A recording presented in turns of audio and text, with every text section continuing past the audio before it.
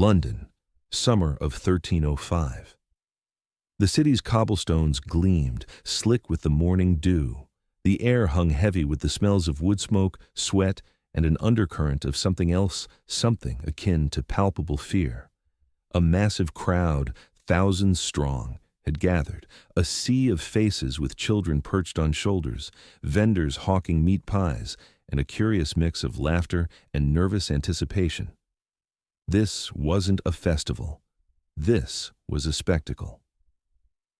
They had come for a man, William Wallace, a man who had once instilled terror in the hearts of kings, a man now brought low, bound, and broken. To the English, he was a savage, a traitor, an enemy of the crown. To Scotland, he was a warrior, a symbol of defiance, a living embodiment of the very idea of freedom. But the events of that August day weren't about justice. They were about absolute domination, about systematically erasing not just a man, but the very principles he represented. To truly grasp the horrific nature of what was about to unfold, one must understand the events that led William Wallace to this agonizing end. Medieval Scotland was a cauldron of chaos, a land forged in iron and strife. Kings died without heirs, nobles shifted their allegiances with the fickleness of the wind, and across the border, King Edward I of England, the formidable Longshanks, watched like a predatory vulture, seizing opportunities as Scotland faltered. Wallace wasn't born to nobility. He was the son of a minor knight, raised amidst hardship and adversity. But when the English brutally murdered his family, something within him shattered, or perhaps something ignited. He didn't rise through the acquisition of gold or titles. His ascent was fueled by righteous fury.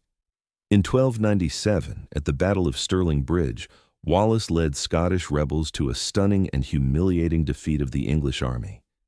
His tactical brilliance was both bold and brutal, and for a brief shining moment, it seemed that Scotland might finally achieve its hard-won freedom. However, freedom comes at a price, and England would not easily forget the name of William Wallace. For years, Wallace waged war, not only against English armies, but against an oppressive silence, a complicity that permeated the ranks of Scottish nobility, most of whom had bowed to English rule.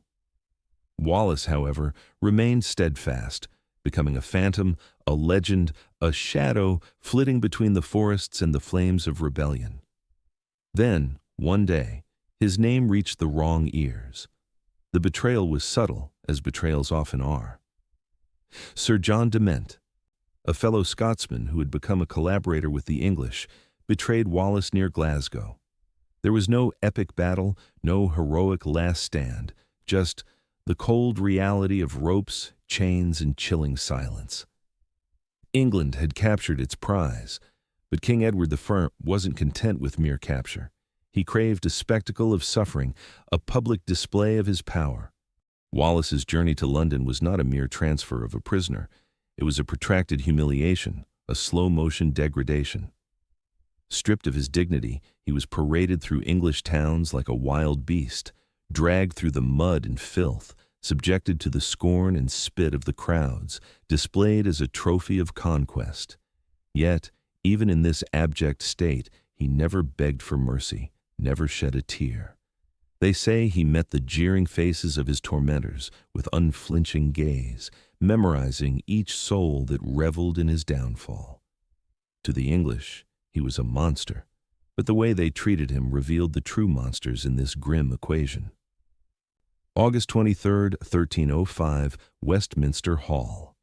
Wallace stood before a panel of judges who had already predetermined his fate. He was charged with treason, sacrilege, and murder. The cruel irony was that Wallace had never sworn allegiance to Edward. In a final defiant act of resistance, he declared, "I cannot be a traitor to a king I never acknowledged." The court erupted, not in sympathy, but in furious judgment. The sentence was a chilling masterpiece of calculated cruelty. He would be hanged, but not killed, then disemboweled while still breathing, his entrails burned before his eyes, his body quartered. His head impaled and displayed on London Bridge, a gruesome warning to all who dared to defy English rule. This wasn't justice.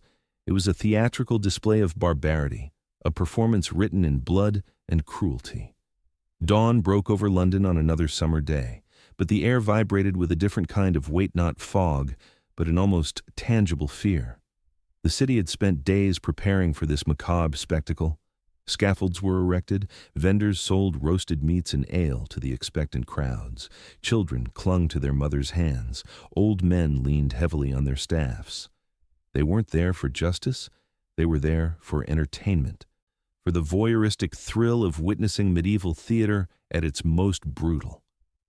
Wallace was tied to a hurdle, a crude wooden frame, and dragged from the Tower of London through the city's bustling streets, his skin torn and shredded by the uneven cobblestones, each jarring bump inflicting fresh wounds. The crowd roared, some jeered, some laughed, others simply stared, mesmerized by the spectacle of a legend being dragged to slaughter, stripped bare of all dignity.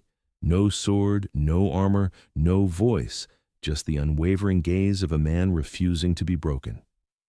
At Smithfield, the scaffold loomed over the crowd like a dark altar.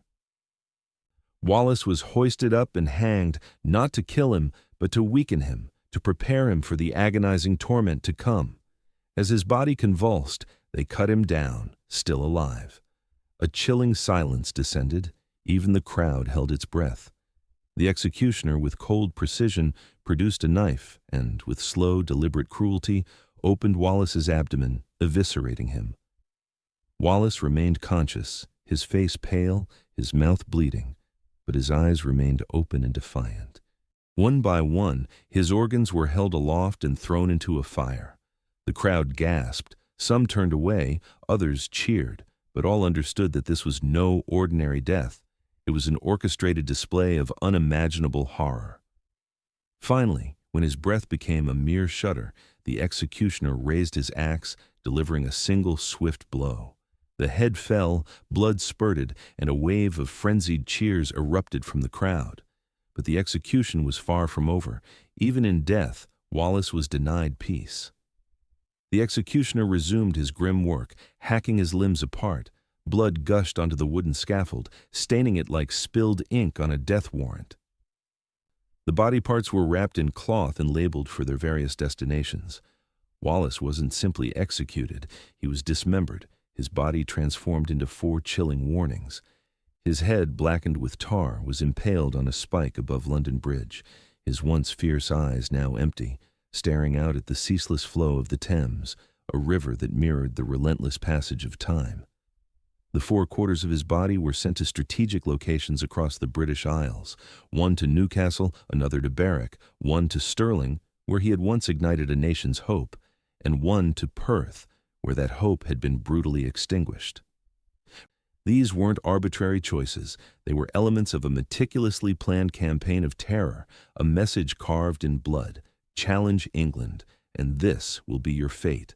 Thousands had cheered, laughed, fainted, and even sold souvenirs. But they all shared one thing. They were witnesses. They had seen what happened when a man becomes a symbol, when his body transcends mere flesh and becomes a potent form of language.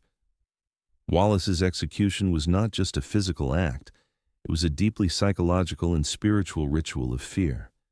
Yet, ironically, it backfired spectacularly. King Edward believed he had crushed a rebellion.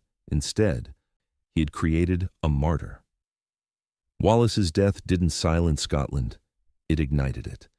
His dismembered body became not a map of fear, but a map of incandescent rage. Across the north, whispers morphed into roars of defiance. Within a few years, Robert the Bruce rose to lead the Scottish resistance, not with words, but with fire and steel. What Edward had attempted to destroy became Scotland's rallying cry. Wallace had no crown, no grand army, only one man's unwavering refusal to bend the knee. His death, intended to break the spirit of a nation, instead became an enduring testament to courage, etched deep into the nation's soul. On every subsequent battlefield, soldiers whispered his name. In every tavern, mothers recounted the story of the man who died in pieces but never surrendered. They took his life, but they couldn't conquer his cause. Even centuries later, his name echoes through stone statues, battlefield ruins, and songs of freedom. He didn't live to see Scotland rise, but without his sacrifice, its triumph would have been impossible.